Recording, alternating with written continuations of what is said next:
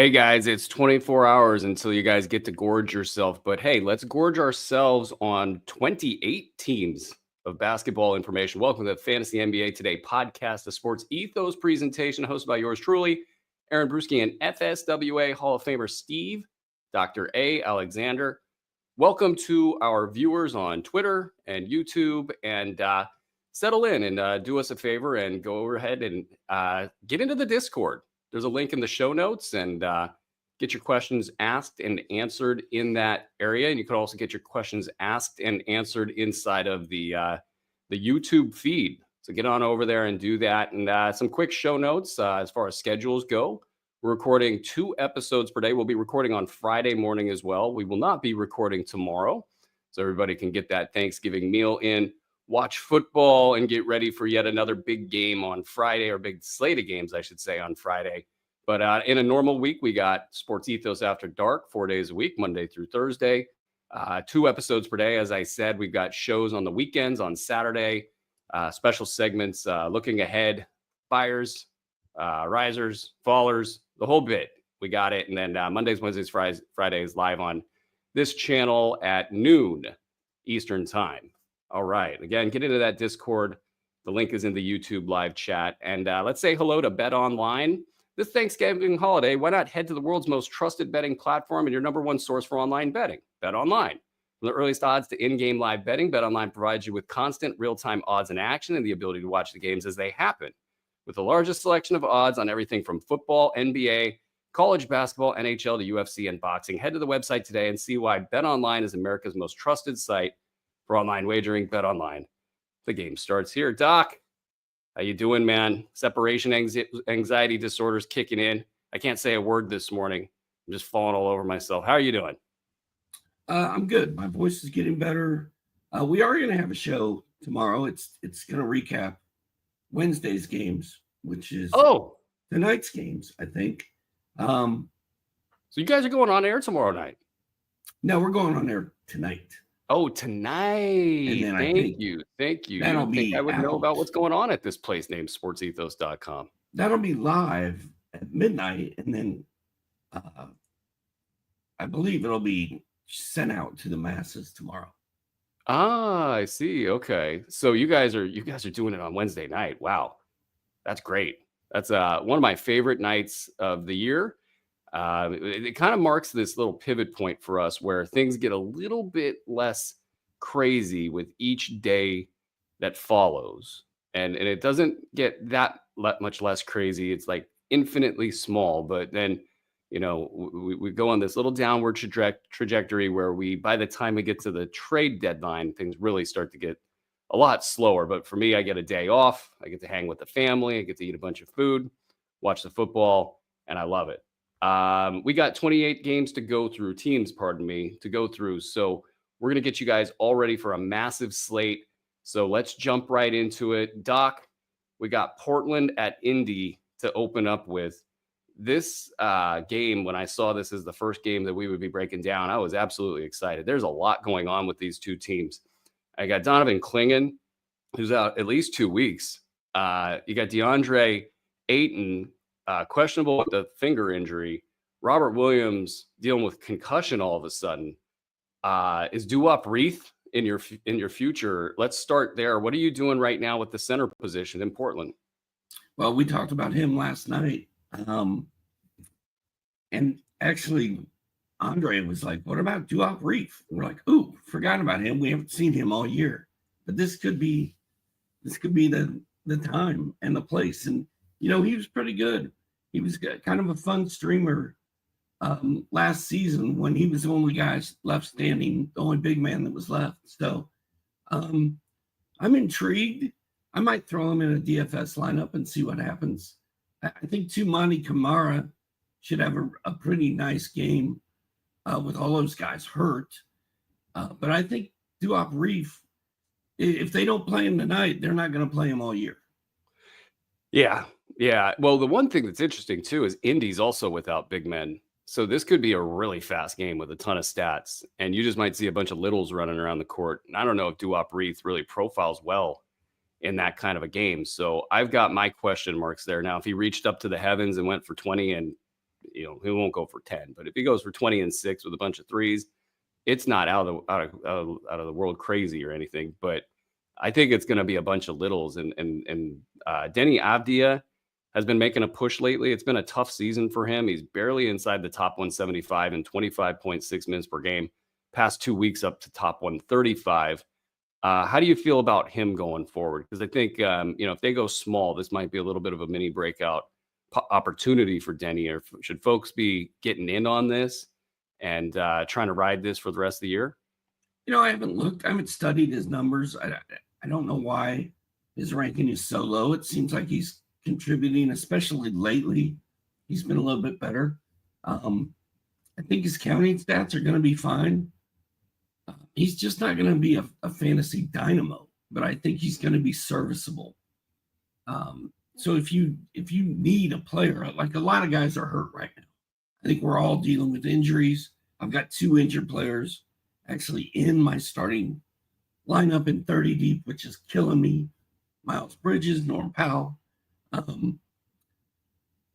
If you're desperate, I think Denny Avdi is a good guy to get. Yeah, there's some interesting players, just period, on this Portland squad. Like Shadon Sharp, top 115 over the last 4 games with 96% foul shooting, 6 attempts per game, but 36% from the field. And then Delano Banton's been like, I thought maybe he might get going, and he had one of those big runs last year, and then it just didn't happen this year. This kind of a game, almost, if you're in a very deep situation and you got, a roster spot you need to fill, and you're just throwing a Hail Mary, kind of Banton, it almost screams like Banton's just going to come out of nowhere in this game. Go Scoot's hurt too, so that helps Banton. Absolutely. Like something like 24 and 6 or something for Banton wouldn't be shocking at all, but it hasn't been good. He's been like outside of the top 300. On the other side, Tyrese Halliburton, top 30 play over the last 4 games. And in the last 2 games at home, which is really key with him, as everybody's sort of kind of talking about now. I think the narrative is finally out there everywhere. At home in the last 2 games, he's been the number 3 overall fantasy play, going for 28 and 11 with 7 threes and 2.5 steals per game. So I watched both of those games, and he still looks dinged up, but he's playing at home. He's being aggressive. It feels like he really is pushing to get back. It feels like his teammates are embracing this idea that he's struggling, and they're all kind of collectively trying to get him back. I was trying to get folks to buy low after the first home game, thinking that if this trend continues, that the big one was coming last game, which it did. Now, I think people probably feel really a lot better about a buy low. Like, are you looking at Tyrese after these 2 big games and thinking this is a buy low time? Or are you still concerned, like, that there's something up with him and that it's going to be kind of more like top 30 for him the rest of the way, top 40, top 50? Or is he going to be back to the Tyrese Halliburton that people drafted in the middle of the first round? That's an interesting question, because we rip on Tyrese so much, but he still is usually out there playing. He's usually having good games mixed up with bad games, but his good games are really good. I mean, he's been really, really good the last 2 games. So I don't know if I feel like the buy low window is actually kind of closed a little bit. Is it a sell high moment on Tyrese? Maybe. I don't know what you're going to get for him, though. I don't know if you're going to be able to get enough if you try to trade him. But man, he looked really, really good his last couple of games. He's got a great matchup against Portland. I mean, he should have a field day. He should have a Thanksgiving feast this evening.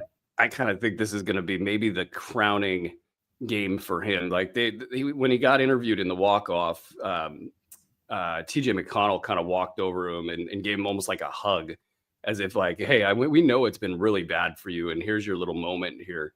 And neither of them were really having it. Like Tyrese was not happy with it. TJ wasn't like over the moon with it. I think that they know that he needs to do a lot better. They need to win a lot more games for anybody to be happy in Indy. So I kind of think that they're going to hit the gas tonight in this game. Portland's been way better than anybody's expected them to be. And I don't know what that bodes for tonight's game, but I do think it's a buy low moment for Tyrese. I think there's a lot of anxiety out there in the marketplace for him. And if he can, get 4 straight games of good play going, the key question after that will be, can he keep it up on the road? Let's move it along. Oh, one quick thing, actually. Aaron Neesmith and Andrew Nemhard are coming back soon. So the Benedict Mathurin sell high question is upon us. And if you want to weigh in on that, Doc, feel free. Otherwise, I'll scoot us ahead to the next one. Yeah, I mean, it's a bummer. Mathurin's been great. Hopefully they keep playing him. We were worried about been good enough. We were worried about Dyson Daniels with Bogey and DeAndre Hunter coming back for the Hawks. They're still playing him. Hopefully they leave Mathurin out there and let him get his minutes somehow. But the return of Neesmith is a little scary, and Mathurin's cooled off a little bit. So this could be your sign to move him. Yeah. And then Jarris Walker not really getting it done in that sort of deep league big man hunt that we're always watching out for. The Clippers are at Washington. James Harden's been getting it done in 8-cat leagues with top 12 value per game, just top 30 in 9-cat because he's giving it up 4.4 times per game. Derek Jones is a top 120 play in 9-cat over the last 8 games with just 0.5 turnovers. So he looks a lot better in those formats. Norm's coming back at least sometime soon, it feels like. What are you watching out for on the Clippers side these days, other than just hoping you get Norm back? I need Norm back. What I really need is what's his face? Why can't I think of his name? Ty Lue? No, who's the dude? Who's the dude that is filling in for Norm? You Amir Coffee. Chris Dunn. Coffee. Yeah. Kevin Porter Jr. No, Coffee. Coffee was so bad last game. And he's also on that 30 deep team. And Derek Jones Jr. has been very good. Derek Jones Jr. is somebody who's worth a look in, I think, all leagues right now. But I would like to see Amir Coffee do something. If Norman Powell's going to miss 4 games, I'm just hoping Amir Powell or Norman Powell is a go tonight. That would be helpful. Derek's found his way. Derek's found his way into another Luka kind of situation with Harden just spraying the ball out to him every once in a while, and him getting to do what he does best as a utility guy. Multi-purpose defender, 3-point shooter. It's been going well, and the Clippers are winning games. It's really fun to watch James Harden in maybe a Houston light kind of a situation where it's not quite as annoying to watch him. It's not all Harden all the time, even though it is all Harden all the time. It's not quite as bad as those old Houston squads, at least in my opinion. But they're winning games and everybody's in their proper slot. Ivica Zubac sliding a tiny bit lately, but everybody just gets it done. And when Norm gets back, he'll start getting it done as a mid-round value, is my guess going forward. And in Washington, everybody's been sliding there lately. You have basically Alexander Sarr and Jordan Poole is the only guys that will enter the top 100 lately over the last 2 weeks. And then Jordan dealing with a hip flexor. He's been out. Kyle Kuzma he had a good one in the last one. Do you think this is the time that Kuzma kind of takes the torch and runs with it a little bit? Like, do you think you could count on him for, say, top 75, top 100 value as he usually produces when the going's good? Or is this still iffy territory for him? Yeah, I mean, I'm just not getting the sense that Kyle Kuzma is going to be the Kyle Kuzma he's been the last couple of years, and I don't really understand why that is. I think he was out of shape. That's possible. But he might be in shape now. If he can't do it with Jordan Poole out, if he doesn't get momentum that way, it might be time to just kind of shut the door on anything real this season out of Kyle Kuzma. What are you doing with Malcolm Brogdon? No. Are you going to do it? You going to go for it? We got a couple of those these days. We got Alfred Payton to talk about in a little bit. So I might throw Brogdon into a DFS, but I'm not all that interested in the rest of him. He always He's getting gets his hurt. minutes. It's funny. Like everywhere he goes late stage in his career, everybody's like, well, we just got to give this guy minutes. And he's getting minutes right now. And so Bub Carrington has gotten the short end of the stick. How long are you sticking with Carrington? He was decent last night. I think he got 25 minutes off the bench, did some stuff. But yeah, I don't understand. I don't understand why a Washington team that is 2-14, 2-14, Drew. Why are we playing Malcolm Brogdon? Why are we showcasing him for a trade? Are we trying to prove to people that he still exists? Like, let Bub Carrington play. I just don't get it at all. You know what I love? Your voice is coming back, sir. I can hear it. I know. It's something changed. It's pretty awesome. Something changed on Sunday, and it just sort of came back. It's not all the way there, but it's coming back. I love it. I love it. And I don't know. I'm still hanging on to Bub where I've got him, but I mean the leash is going to be short. I think he's going to hang on here. I mean, Brogdon's going to get hurt. That's what he does. And they're not going to go with him. I can't imagine longer than a month. In the worst case scenario, going with him for a month. And there's going to be other injuries. And this injury to Jordan Poole could help out. I think with like Bilal Coulibaly, you got to just hang on no matter what. And if he gets down into the top 125 for valuations, you just eat it and you don't care. I mean, unless you're playing in like an 8 to 10 team league or in a league where if you're not playing a top 75 player at all times, it's all bad for some reason. That's the only time I would give up on Bilal. And Bub might be a shade beneath him as far as what my patience level would be. Keyshawn George had another bad one. It's been okay for him. I think he's had 2 bad ones out of the last like 10. So I'm going to give him a little grace as well. Let's move it along to Chicago at Orlando. Kobe White has been doing well. He's just ahead of Zach LaVine now in 9-cat formats. They're both around top 55. Giddey's just inside the top 175. Pat Williams is doubtful. Lonzo Ball, probable. What, if anything, are you looking at in Chicago these days? Can Vooch keep it going? Vooch has been awesome. Yeah. I didn't really know that was going to happen. So he's been fantastic. That's a classic sell high. It really is. It screams it. Yeah. Though if Chicago can kind of pull it together for like the next month, maybe I'll be either proven wrong on that or I'll get a little softer on that as we go. But I know he had that top 5 year one year when he played all 82. It just seems so unlikely that this team is left standing at the end of all of this. And so Vooch, if he is, and with these numbers, he'll be way more tradable as well. So sorry. Yeah, no. You got Goga. You got Goga may be going bye-bye with Wendell Carter Jr. back. Yeah, Carter Jr. I'm going to be limited to 14 to 16 minutes per coach. And Jalen Suggs is going to play in this one. Now, Suggs has been all over the board this season. He started as an early round guy. He's settled in as a top 75 guy. Over the past few weeks, he's been a top 150 guy because of 33.8% shooting from the field. It's kind of feast or famine with him. How do you feel now that we've had an up and a down with him? Do you think that maybe the top 75 is where he sits the rest of the season and he just kind of goes up and down all year?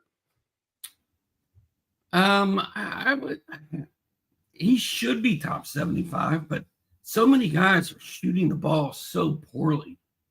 I think the game is so much emphasis on 3-point shooting that everybody's just chucking. And there's so many guys shooting 38%. And it's just killing their rankings and their perceived value. Unless you don't care, right? Suggs should be, like, you throw out the field goal percentage, his numbers are still okay. I'd say 75 is probably about where I'll end up.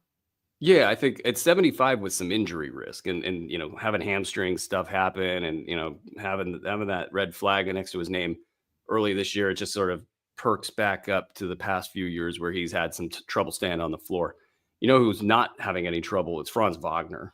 He's a top 12 guy this year in 9-cat leagues. So tip of the hat to you, sir. I think I faded you mildly. And, obviously no Paolo Banchero. That's a big reason here. It's kind of an obvious sell high spot for Wagner, but I don't know. I think people will read that one. I'm keeping him. I think he's going to ball out all year. I think this is his year. Do you think he finishes inside the top 30 when it's all said and done? Yeah. Okay. Then you hang on, because I don't think you're getting top 30 value for him. I don't know if people have kind of wrapped their minds around Wagner as that valuable. So I think you keep him and you keep rolling. You got John Isaac in the top 100 over the last 2 weeks, 21 minutes a game, 0.4 turnovers. So that really inflates his rank there. But 9-cat formats. Do you trust this? No. There's a big no right there. Let's move it into Miami at Chicago, or probably Charlotte. Guess who's a top 12 fantasy player over the last 3 games? Your favorite guy, Jimmy Butler.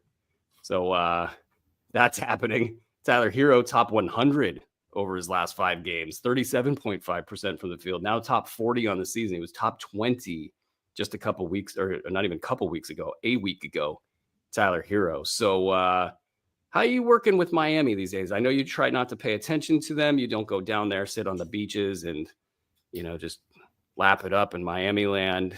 What's up with Miami for you right now? Do you buy that Hero might be heading down south to top 60 value? Do you think it's a good time to get some good ROI on Tyler Hero, or maybe not? Well, I think he was going off because Terry Rozier was hurt and Jimmy Butler was hurt. Like everybody, guys weren't playing. And, Hero's a good player. Hero can blow up at any time. Not uncoverable almost in some respects. So I think he's going to, in some respect, he's going to keep doing this all year. He's going to be like a roller coaster with small dips and rises. So I like Tyler Hero. Buy the dips and sell the rises.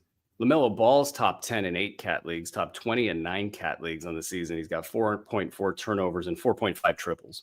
So he's got at least a little bit more triples than he does turnovers.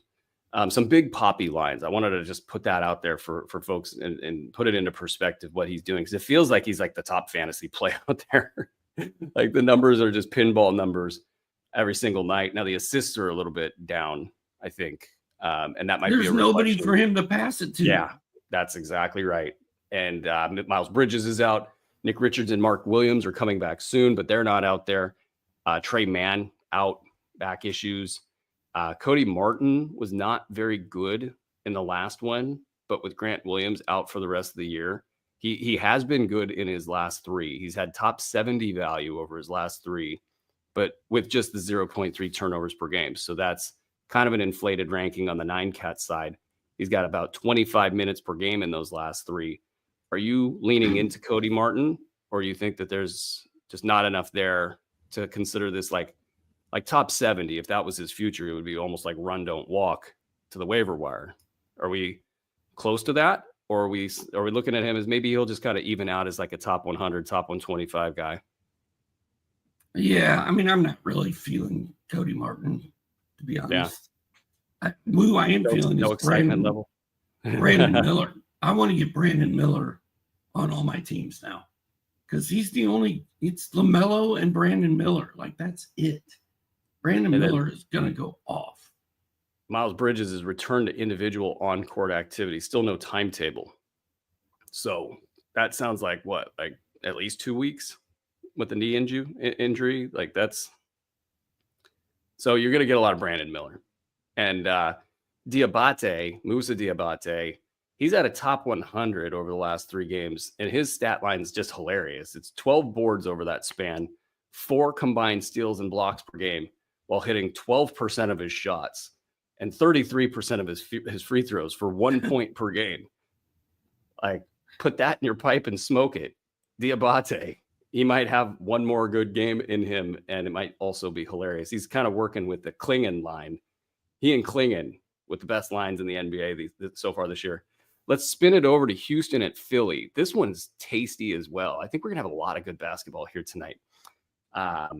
Houston at Philly. Okay, so Houston's coming off an overtime win against the Wolves, and they're feeling it like they're the bully in the room. And then you got Philly, who's almost like cowering in the corner right now. Nothing's going right for them. And, it's obviously at the top with Joel Embiid. You also have Paul George, who's talking really frankly with the press. He basically held court the other day, said, a lot of guys came here to play with he and Joel, and they're not playing now. So like guys made business decisions to come and kind of compete for a championship. And I think Paul, reading between the lines, is basically just speaking to the, this stuff with Embiid sucks. And then you had the report from Sam Amick that said basically that management felt like they could manage this risk, but they knew how bad it was. So there's this element of nobody in Philly has really been truthful with anybody regarding anything. That's kind of a pisser, but the reality of it is Embiid's going to come back whenever he's going to come back. I almost wonder if he came back when he did to just get the suspension kick started. And then in reality, they didn't really want him back that soon. And so they just sort of threw him out there, kind of use it as exercise, see what he could do. Actually had a top 3 line in his last game. So that's a little tasty morsel for people to get pissed off about. Then give him his rest now so he can get back maybe on his original timeline for getting back to action. So in the meantime, Jared McCain has sort of leveled out a little bit, top 100 over the last 3 games, just 2 steals in 3 games on the defensive side. That's it. 42% from the field. So maybe that's what Jared McCain looks like when the going's not so great. So I have questions there. And then on the Houston side, they're just rolling. But what are you doing with Philly? If you have any Joel Embiid comments, feel free. I know what generally they are, but like Jared McCain is sort of a hot topic right now. How do you handle McCain right now going forward? I think McCain was better when Maxey was out, and Maxey's back. So I'm hanging with Jared McCain. I got him for free. I'm going to keep him and keep rolling him out there. I think he's going to be fine. Maybe the numbers won't be as good as they were, but still sitting on a top 40 segment over the last 2 weeks. Yeah, they were ungodly. They were crazy numbers. Yeah, so I mean, including some of the slide, top 40 still. Yeah, is that's great stuff on the. And then Yabusele and Andre Drummond tonight. I'll never take crap from you for a name ever again. Yeah, I said it right. The Dancing Bear.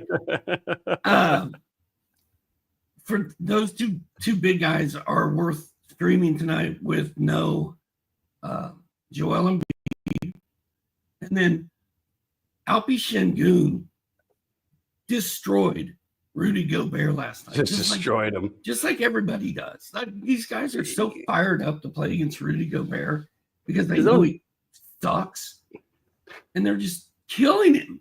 And now he's playing a team tonight that doesn't even have a center. So hopefully Alpi Şengün keeps it going. I want to try to start doing some power rankings for the site, and I want to have a set of power rankings for teams that are pissed off. And I feel like Minnesota is one of those teams. Houston's not. Houston, they look like they're having fun. I think they're going to be a handful in the playoffs. They've surrounded Şengün with enough defense to where the teams are just lining up and picking on Şengün every night. You got the bench. You got Amen Thompson, a top 110 value in 26 minutes per game on the season now. So, and I think he had 7 combined defensive stats in the game last night.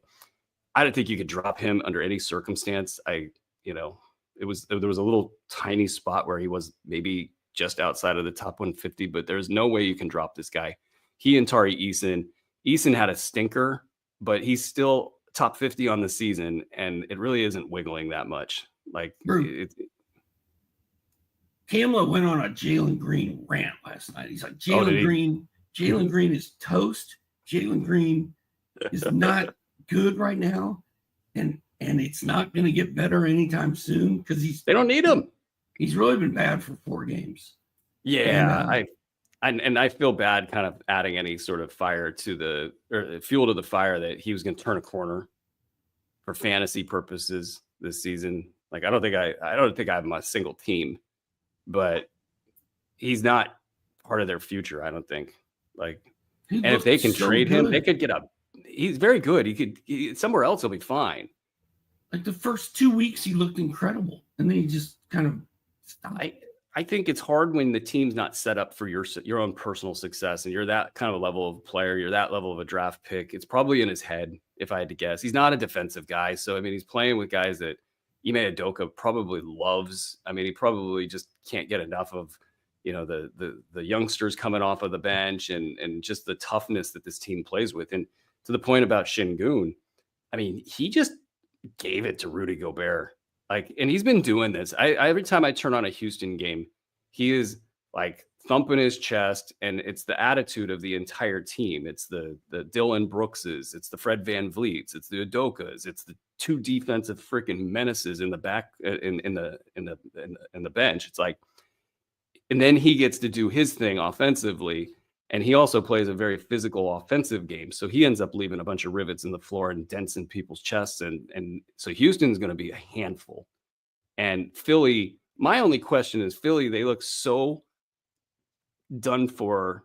Like the faces are so long. I almost wonder if like the guys that are still standing, that are still playing, Houston coming off of an overtime win, a little bit maybe happy. The guys that are actually playing in Philly are like, screw this. We're going to go out there. We're going to play well. Jared McCain goes off tonight. Tyrese Maxey goes off tonight. Some maybe Yabusele goes off. Like people, like they get tired of the losing and tired of talking about Joel Embiid, as I'm sure you guys are tired about listening about Joel Embiid. Hey guys, catch us live on YouTube before each show for Q&A.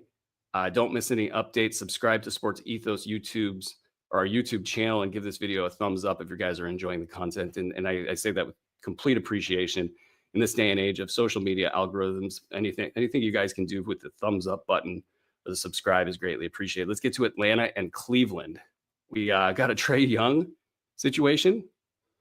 Now he's on the injury report, questionable with Achilles. Is that a middle finger to the league that he's just popping up on the injury report with an Achilles here today after getting dinged for so-called playing when he wasn't, or not playing when he was supposed to be playing? Is there anything to that situation that's worth talking about? It's weird, right? Yeah, I don't know. I don't know. It's questionable tonight, and that's fine. You know who's low-key funny? Andre. Yeah. Andre's low-key funny. I don't know what's going on with Trae Young. I don't pretend to know. I don't know. Well, let's ask you about Dyson Daniels then. He's still top 20 on the season. He's averaging 3.1 steals per game. But now the question that I almost didn't want to say on air, which is, okay, guys, do we move on Dyson Daniels? It's been great. Top 20 has been great. It's obviously great. Top 50 over the last 6 games.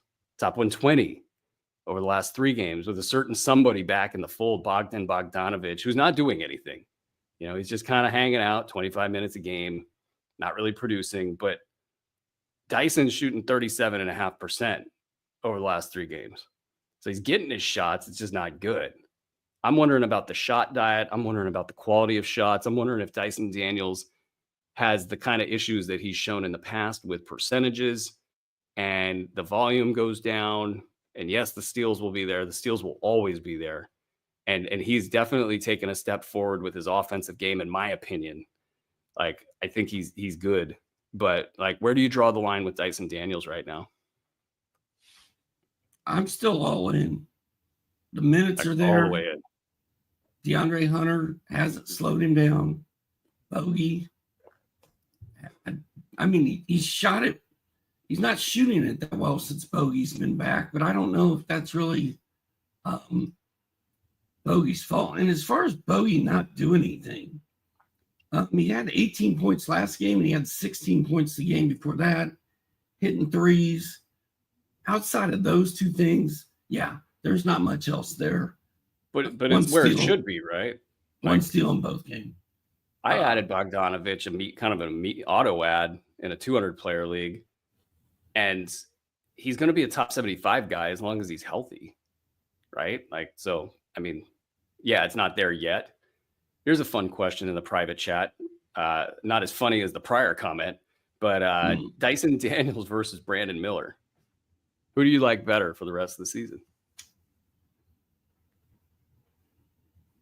That's a great question right there.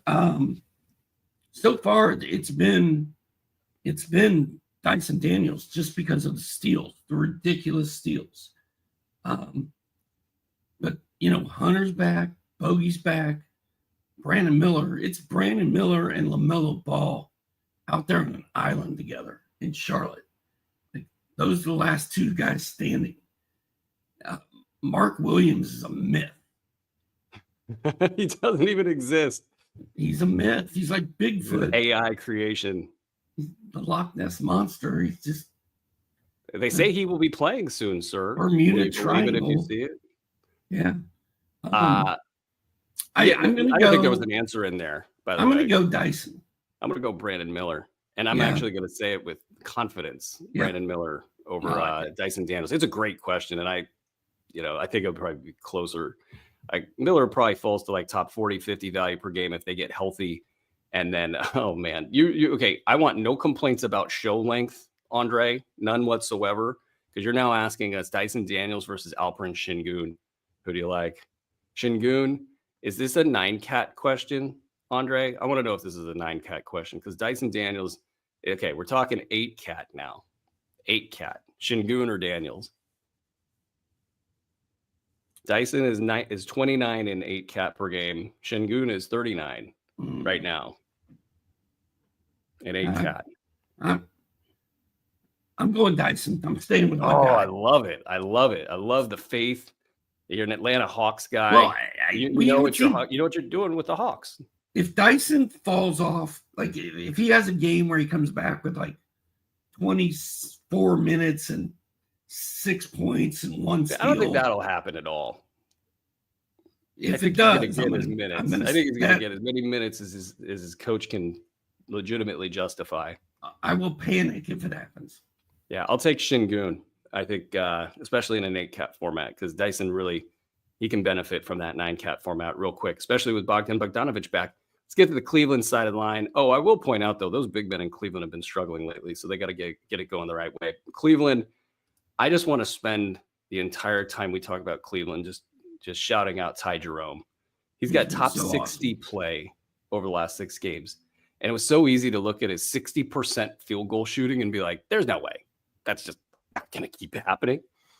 Well, he's been a top 75 guy on the season in 19 minutes per game. And he's still shooting 60% from the field.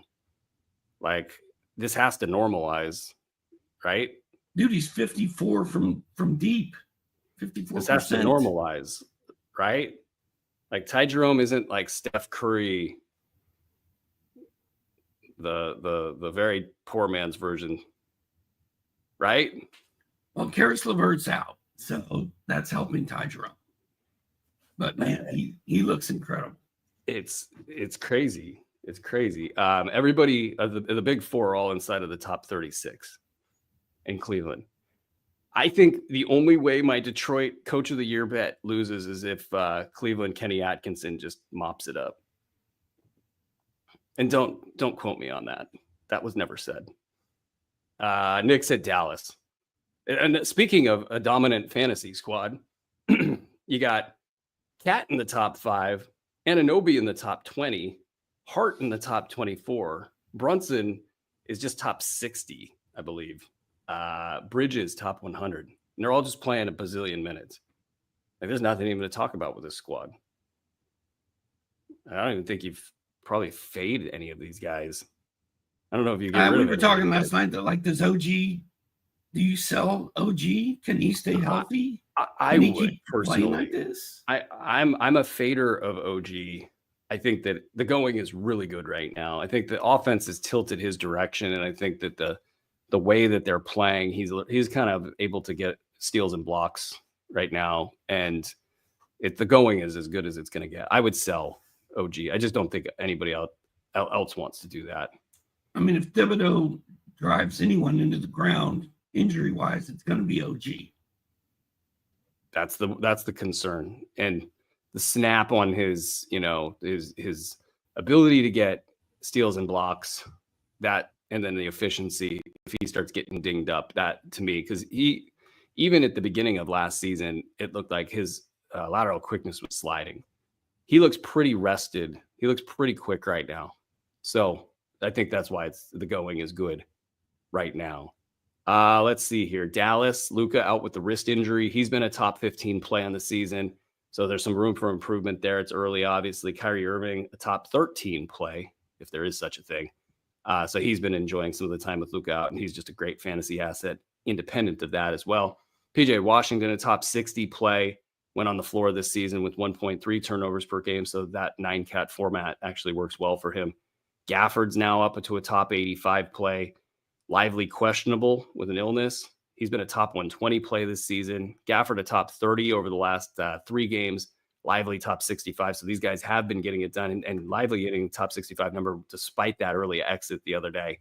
So the things are coming around quite nicely in Dallas. Clay, questionable with left foot issues. Do you think that this is bad news for Clay?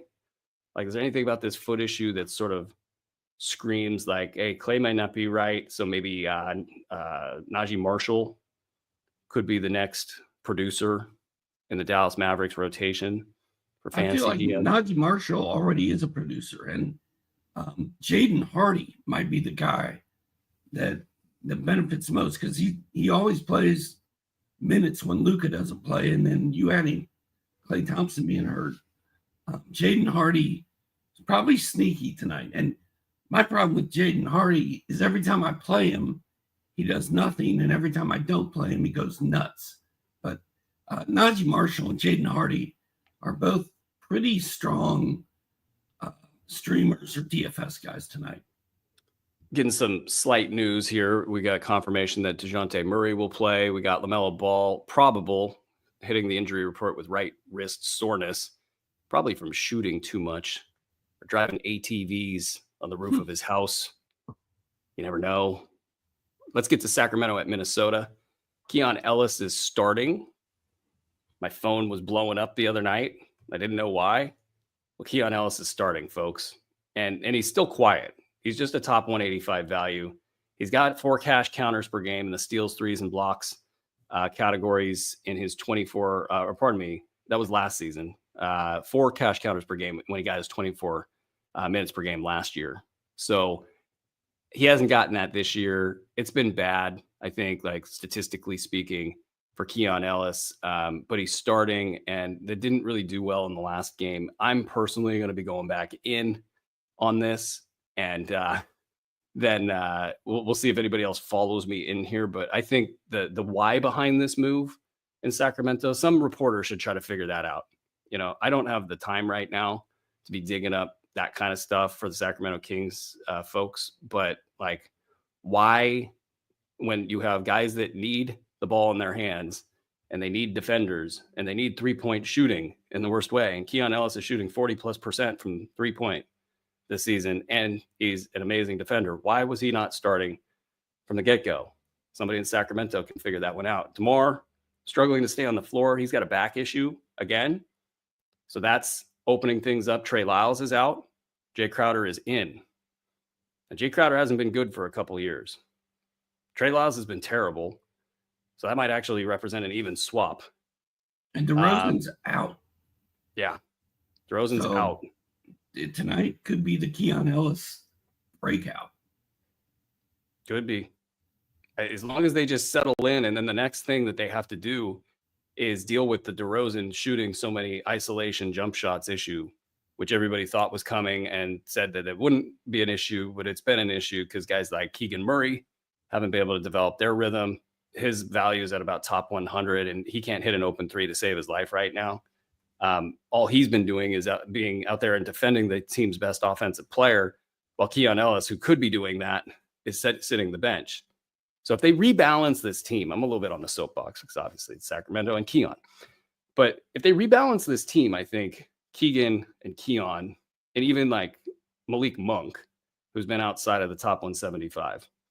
Like those three guys have taken the hit for this all-in investment in DeMar DeRozan and all-in investment in Kevin Huerter.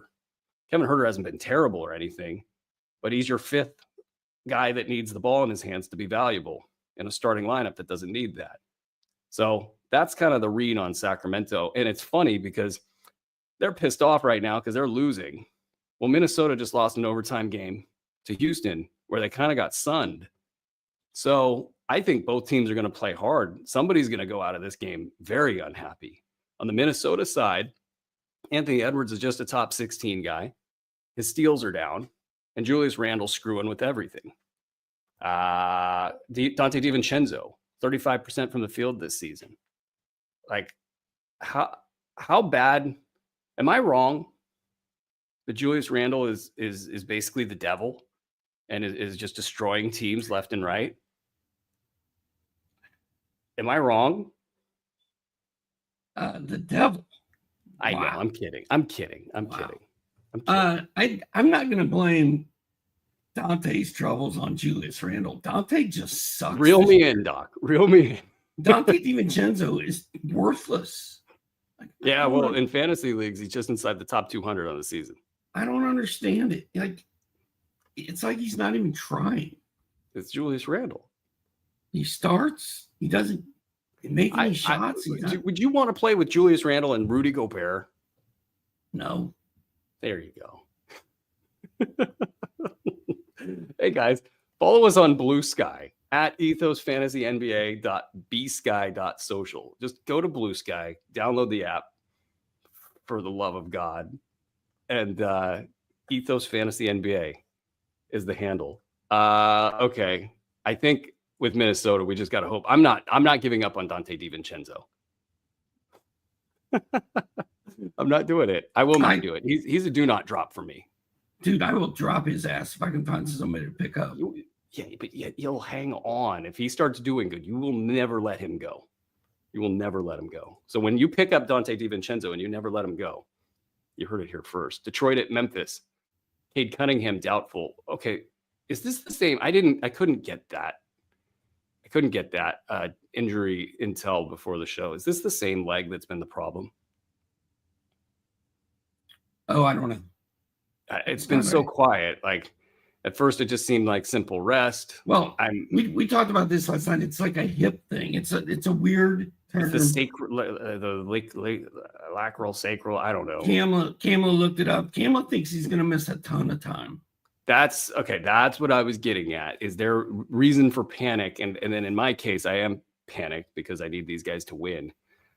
Stupid preseason bets and all. But Tobias Harris is questionable with the left hip.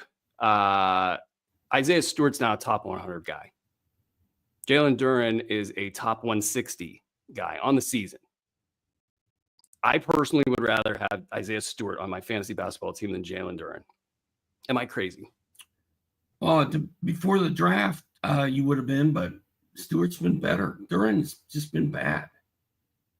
Yeah. Something about being too big, too strong. Ask Grayson Allen about that. Just too big, too strong.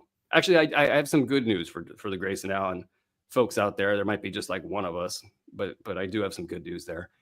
Jaden Ivey, just outside the top 175 in 9-cat formats.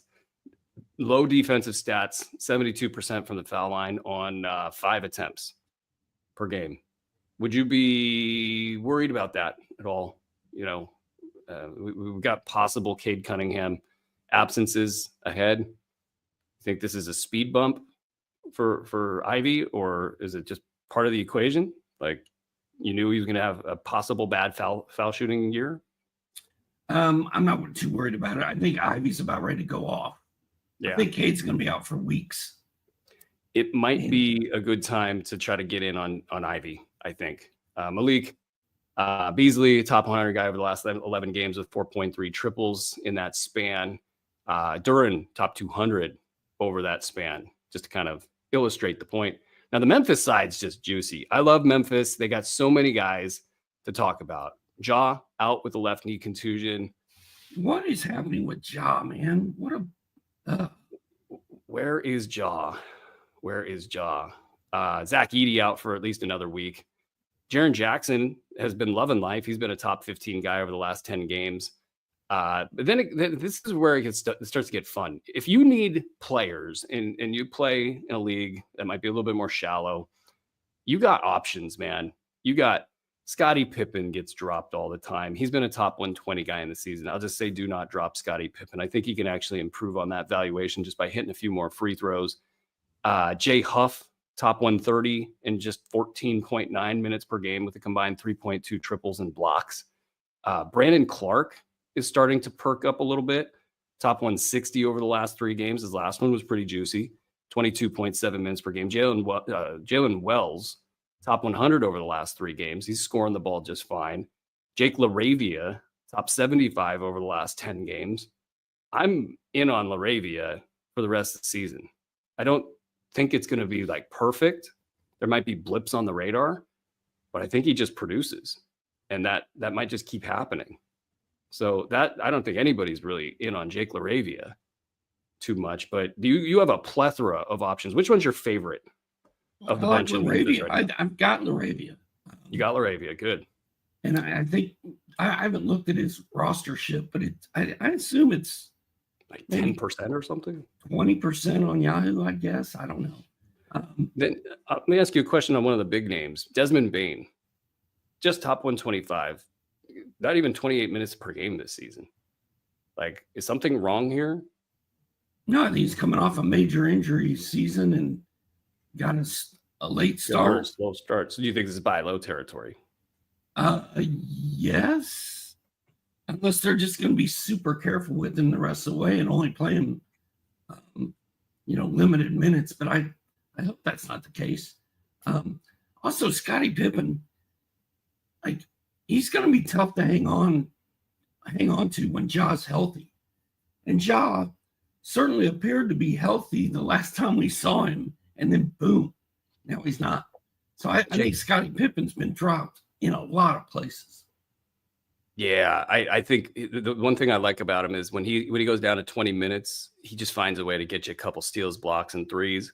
If he scores a lot, he lets up in those numbers. But if he's down in the scoring of the points, rebounds, and assists, he'll find a way to get it done. I'm not gonna drop him.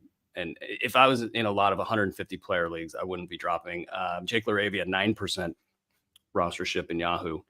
Hey, you guys, if you're enjoying the show, the best way that you can support us is just pause the show for 20 seconds, subscribe to the Fantasy NBA Today podcast, leave us a 5-star review, download all the episodes. You'll also find these episodes that aren't on live YouTube, so you'll get more episodes that way. And then just get on back over here and hit that play button. We'll keep going here. Let's get to Toronto at New Orleans. Grady Dick is out with a left calf contusion. Things have been going the wrong direction there. Ochai Agbaji, he's struggling. Non-existent even for the last 3 games. Top 100 on the season. Barrett's chucking. What else we got there? Oh, Mobo sighting. He's been a top 180 guy. I have a theory about Mobo. I'm not sending you guys to the wire to go grab Mobo as a luxury stash just yet.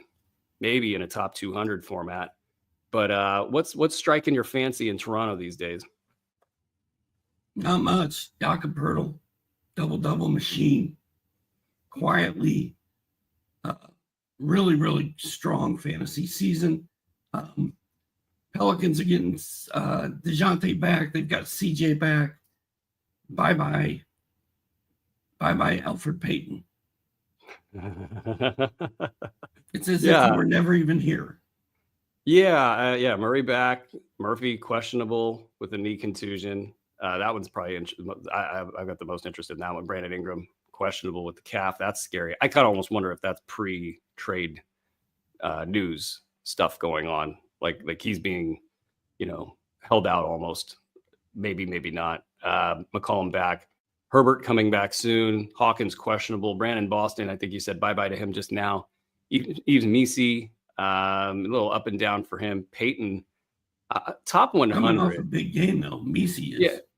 Misi, yeah. And Peyton, well, Misi was funny. I posted this. It was a -30 for Daniel Tice in his 17-minute start. And then Misi got 31 minutes. He was a +26 in a game the Pelicans lost by 4 points. Like, How much more could it be put into perspective for you if you're New Orleans? Just play the kid and enjoy the benefits, I guess. Elfrid Payton with the 500 assists the other night. That was amazing. Just top 100 though. And that's kind of if you're wondering, like, do I need to go get Elfrid Payton? Well, you got all these guys coming back, and even with the big game, he's only a top 100 guy in about 26 minutes per game. So there's just not a lot of upside there. And I don't think they're falling apart that fast to where he is going to have that kind of value. Let's keep it moving. We got the Lakers at San Antonio. Lakers coming off of an ugly loss last night on national TV. So we'll see how that works. You got Wemby on the other side. So I think players get up for that. I wanted to see Anthony Davis as a top 3 guy in 9-cap formats this season. I want to see him, how he handles the Wemby, just the matchup. I just want to watch it. I don't care about anything else. I don't care about fantasy. I don't care about who wins or loses. I just want to watch those two play basketball. You got Rui in the starting lineup for LA. He's been a top 140 guy. He's better in 9-cat formats because he doesn't turn the ball over. This knocked Dalton Connect off his perch. I think it sort of inadvertently helped Austin Reeves. Does this knock Dalton Connect off of your fantasy squad? Why is Cam Reddish starting? Like, come on. Clutch? 0 points last night. Clutch?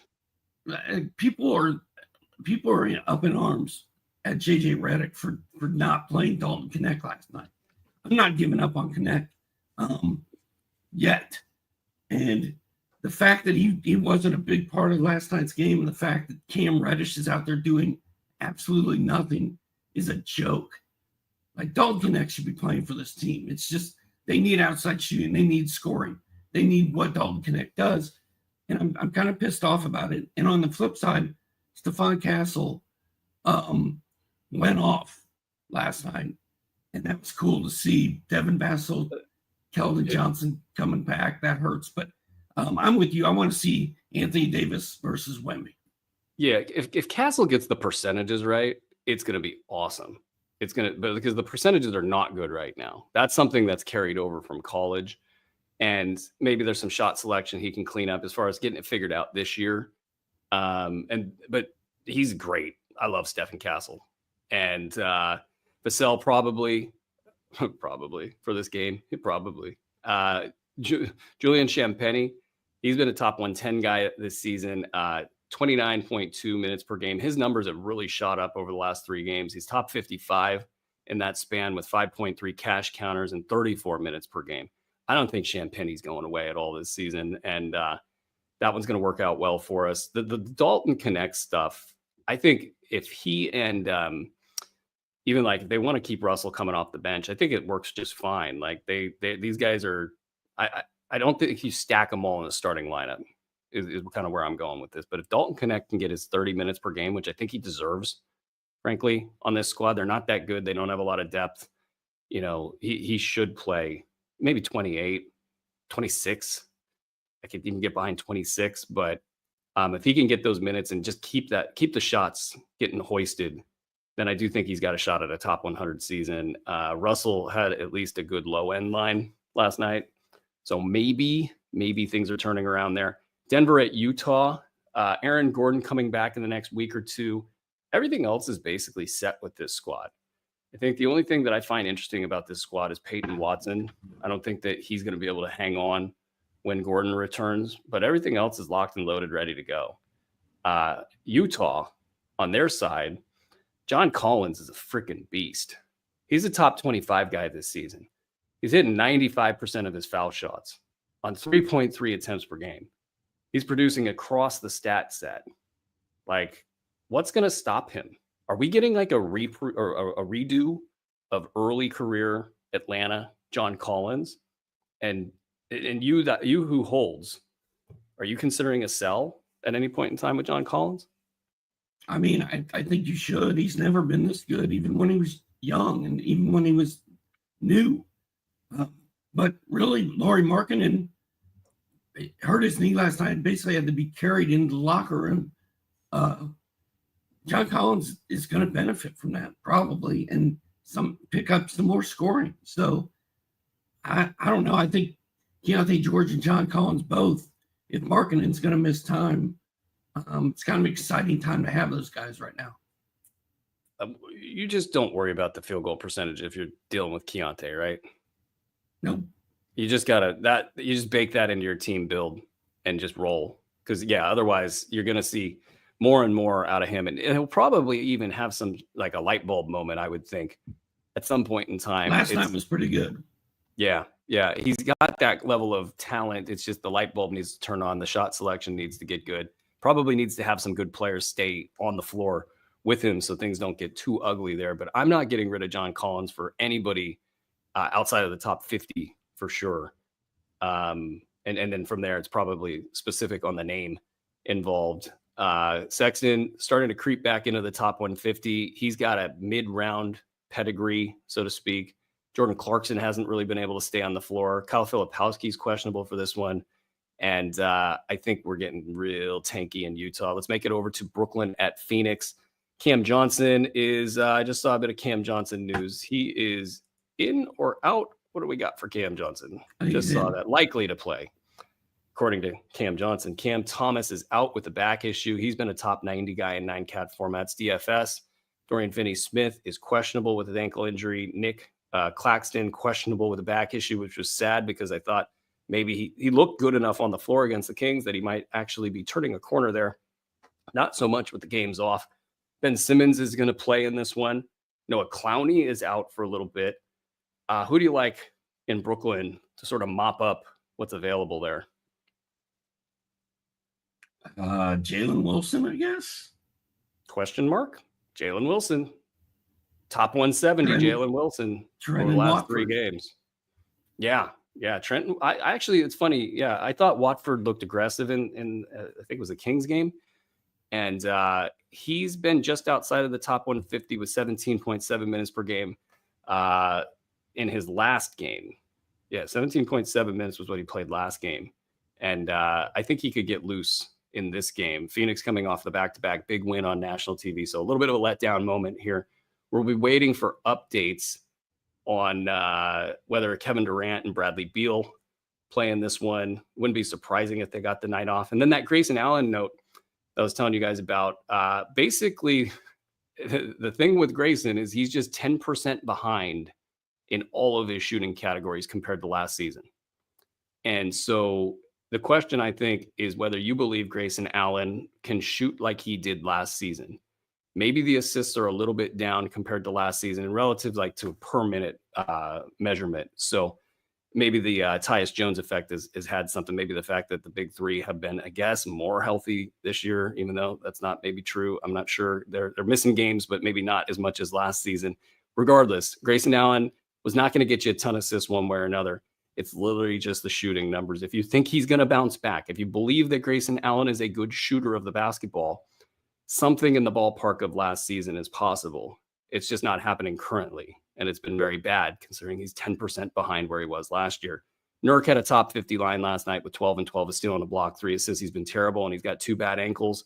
I don't know if I'm buying it, but it was at least good in the last one. Oklahoma at Golden State. Isaiah Hartenstein off to a top 60 start. Lou Dort has sort of kind of crushed it lately. He's a top 80 guy in the season now. He's got 4.2 cash counters per game and 29.5 minutes per game. Got Alex Caruso on the sidelines. Are you buying into Dort as like a consistent standard league guy going forward? I'm okay with Dort. I like Lou Dort. I like his defense. I like his minutes. It's going to be up and down at times, but I like Lou Dort. Yeah, and then Jalen Williams is the second best fantasy play over the last 6 games. Shai Gilgeous-Alexander, number 8. Steph Curry is questionable with knee pain. Draymond Green is active for this game. Jonathan Kuminga is questionable with an illness. Andrew Wiggins is a 4th-round guy over the last 6 games with just 0.7 turnovers in that span for 9-cat. So basically maybe 7th-round value in an 8-cat format. So he's been good. Buddy Hield's been bad lately. I'll give my Buddy Hield spiel here in a second. But what you watching for in Golden State? I mean, Trace Jackson-Davis has been bad. If Steph's out, who's going to step up? Is it Moody? Is it what's his name? Pajemski. Oh, Pajemski. Pajemski. Lindy. Yeah, Lindy's Who's gonna play who's too. Brandon Pajemski? I don't even know who you're talking about. Isn't he Right. that guy on the side of the milk carton? He's on the same milk carton as Grayson Allen and Dante Taking 10 threes DiVincenzo. per game. Does anybody know? Shout out the show if you know if Pajemski's taking 10 threes per game. I'm sorry, Brandon Pajemski. It's not your fault, man. It's not your fault. Okay, Buddy Hield's been a top 250 guy over the last 6 games as I've been shouting from the top of the mountaintops to buy low. And that, I think, will be his worst sample of the season. He's still a top 90 guy on the year in 23.7 minutes per game. If you think he's going to play less than 23.7 minutes per game for this team, fade me. But I don't think that's going to happen. I still think he's a buy low or an ad if he's hit your waiver wire. But it's been bad. It's been 22.3 minutes per game on bad shooting with low involvement. And I can't even blame it on Kuminga because he's not even playing right now. But I think that's going to look good, just fine here in the next, say, 2 to 3 weeks. I think Buddy Hield will be back on track. Does it pain Okay. you? Is it painful for you to have to talk about the Warriors and not be able to blame Kuminga? It does. It does. It does pain me, as it pains me to end this show. Hey guys, reminder real quick before we go. We're gonna have some questions after this, so stay tuned. After the live show ends, after the show ends, we'll have more questions and we'll just run live after we end the show. Subscribe to the podcast, rate it, all that good stuff. Thank you very much. That's going to do it for us here, and then we'll go to the questions. This has been Fantasy NBA Today, presented by Bet Online, a sports ethos presentation. Till next time, ladies and gentlemen, be well. Happy Thanksgiving. All right, question time. The hair down portion of the show. Adam Guntharp says, if you were to drop one knowing you might not get them back for the rest of the season, who are you dropping? The names: Dyson Daniels, Norm, or Tari. Hope you all have a happy Thanksgiving. Thank you very much for the good tidings, Adam. Which one are you dropping out of Tari this? Eason, it's not even close. Oh boy. I will not do that. I will drop your guy, Norm Powell. Take that. Happy Thanksgiving, Doc. What else we got? Nico Leone. Hey guys, big and longtime fan of your show. Just a quick question. Daniels or Kessler? Presumably rest of the season. Dyson Daniels. Yeah, I'll join that. Dyson Daniels it is for me. Kessler's got a little weird hip thing going on. Dennis asks, 12-team 9-cat, drop Sexton or Keontae? That's an interesting question. It's the same team. Who are you dropping? 9-cat, Sexton or Keontae? I don't want to drop either one of them, I don't think. But you definitely don't want to drop Keontae because Keontae's your guy. Well, Keontae can't shoot his way out of a paper bag unless it's a Tuesday night. Have you thought about mailing him a blindfold? You could just mail him a blindfold. Maybe he'll hit shots. I'm going to say drop Sexton. I'll go the other way. I think Sexton's got top 75 in your format at some point. Keontae, if you can punt the field goals, then maybe you can build the argument there. But I'll say keep Sexton. What else we got? Matt Carmody, Dorian Finney-Smith, or Laravia 9-cat head-to-head. That one's fun. Laravia. Yeah, I'll take Laravia. It doesn't sound right, I'm sure, to a lot of people, but I'll take Laravia. That's Matt Carmody. Yeah. Carmody. Is it Carmody or Carmody? Let us know, Matt, because I think we're going to call your name a few times. Dennis, rest of season, Naz Reid or Eddie? Edie, not Eddie. Eddie. Eddie Murphy? Eddie. Zach Edey or Naz Reid? Edey's out another week, so I'm going to say Naz Reid. Yeah, I'm worried about Reid's knee, but I would go Reid with the worry. I think Edie's got a lot of things that he's got to figure out this season, especially with Memphis so weird. But yeah, I'll go Reid. What else we got? Frank, Game, Blouses. Who would you rather have in 12-team 9-cat head-to-head? Misi, Diabate, or Isaiah Stewart? That's interesting. That's very interesting. It's between Yves Misi and Isaiah Stewart, and I actually, whichever one plays better tonight is the one I'd go with. And I'm leaning Isaiah Stewart, but I want to see if Misi can do it again. Yeah. It's okay. So the only reason I'm pausing here is it's like Messi, if they like just tank in New Orleans and it just gets really bad, like could Messi just like start getting like 3 blocks a game or something? Not three, but like, like every now and then getting a 3 block game, get a number on blocks up to like 2 and then start to bring in the rest of the stats. It could get better for him than Stewart. But give me Stewart. I'll take Stewart in this one. Consistency, right? What else we got? Keston Paul, what up, Keston? Sacroiliac. It's where the spine joins the pelvis. That's what's going on. That would suggest it's not a leg, by the way. But yeah, maybe that's bad for the leg. Yeah. Some guys who had that last season missed like 2 to 3 weeks. I also wonder with this stuff, like, because I've known players that have said that they will not either report an injury or they'll report a different injury. So guys won't know what the injury is and they won't try to target it or whatever. Like, I just wonder with injury reports, like how much of it's BS and, are they hiding anything? I got my tinfoil hat on. Go follow Keston Paul, guys. It's at Keston, Keston, Paul. And Ethos Fantasy NBA. These guys, the content for the last, I don't know, it's been great all year, but like the last 3 days have just really kind of warmed my heart because we've had the layup line for subscribers, and that I think has really turned into a go-to place to start your day. And then the pickups of the night have been live and really hopping, a ton of value being put into that side of the product. But then you got Ethos After Dark with you guys. We got this pod. You got the social accounts been firing off just big time lately. You got this, it's a culmination of both the free content with the paid content and trying, as we aimed for like industry sustainability, to see it all come together and, develop a mechanism for people to get paid basically on the content side, as well as, you guys as end consumers, you guys actually get product, not whatever is kind of out there right now. And things are tough out there right now. Obviously, the social side of things is all over the place, and it's not exactly gone well for old brick and mortar industry, whether we're talking fantasy or just sports in general, or even TV or streaming, you name the kind of entertainment segment. And it's been very weird the last couple of years. So I've been just thrilled to see what everybody here has been doing to sort of reverse all of those effects. Matt says, Carmody, like Doc said it. How did you say it though, Doc? Hey, Cam Thomas is out 3 to 4 weeks for Shams. Left hamstring strain. That's brutal. That hurts. We're going to, yeah. Can we get a close up on Doc's face right now? That's Jalen Wilson, right? Yeah, I think so. Wilson was, he's getting the minutes. The production hasn't. Actually he's been good in his last one was Zaire. And Wilson was pretty good in the last one too.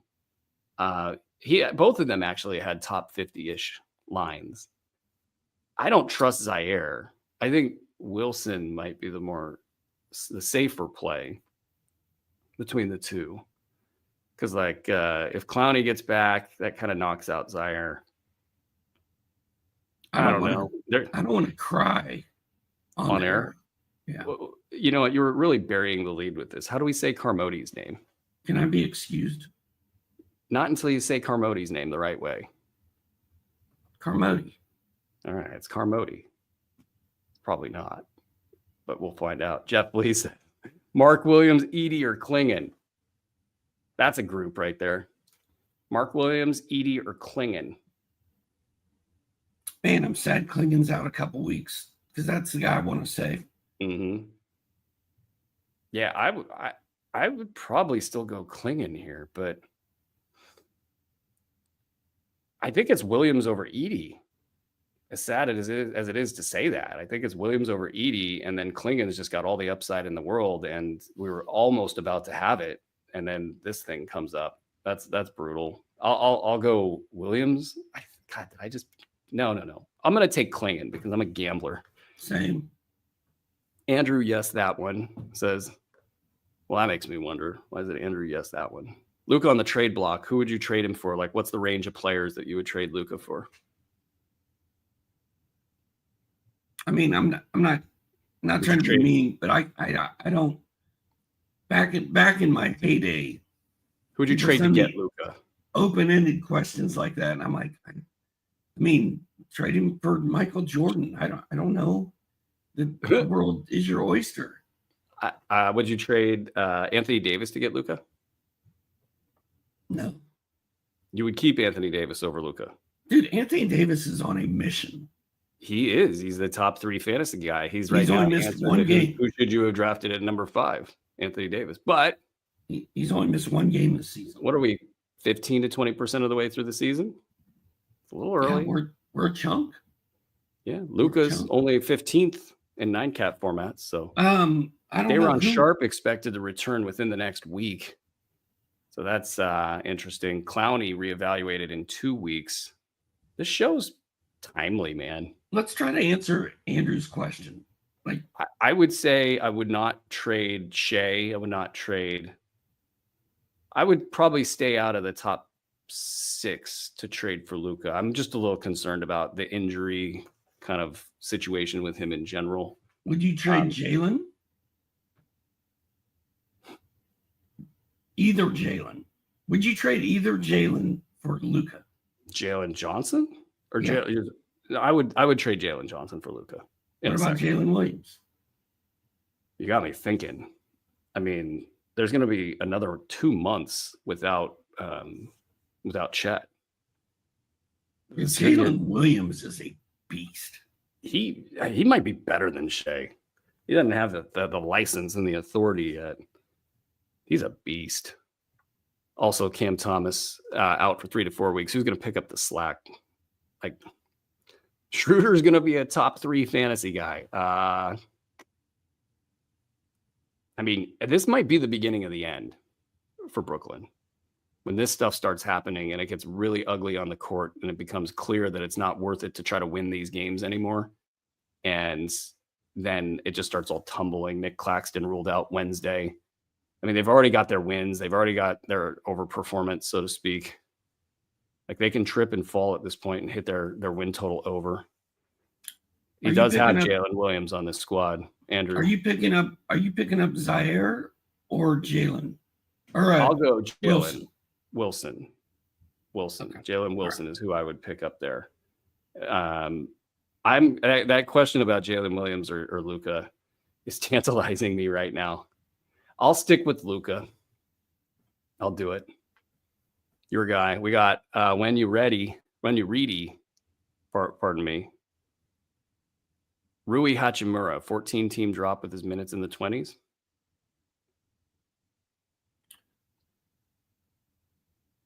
I'll go with 14 team. Yeah, so like 175. Depends on who you're going to pick up.